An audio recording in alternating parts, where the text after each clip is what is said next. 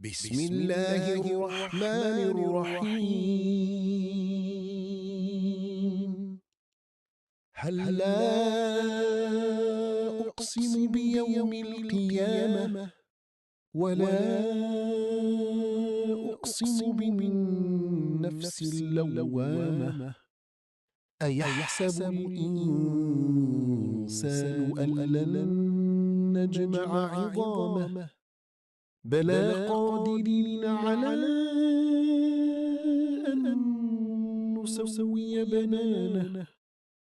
بل يريد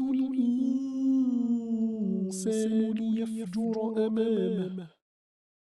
يسأل أيان يوم القيامة فإذا برق البصر وخسف القمر وجمع الشمس والقمر يقول الإنسان يومئذ أين المفر كلا لا وزر إلى ربك يومئذ المستقر ينبأ الإنسان يومئذ بما قدم وأخر بل الإنسان على نفسه بصيرة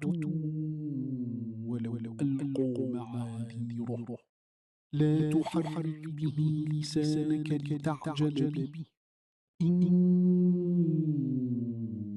علينا جمعه وقرآنه فإذا قرأناه فاتبع قرآنه ثم إن علينا بيانه كلا بل تحبون العاجلة وتذرون الآخرة وجوه يومئذ ناظرة إلى ربها ناظرة ووجوه يومئذ باسرة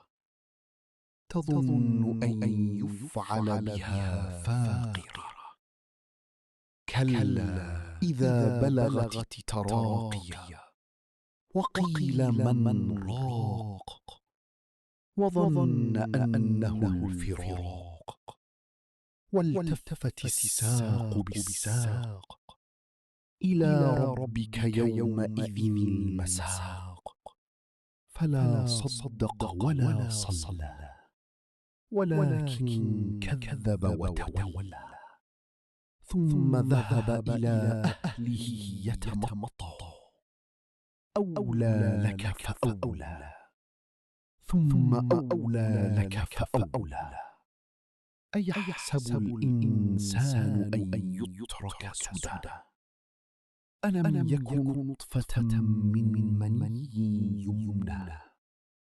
ثم كان علقة فخلق فسوى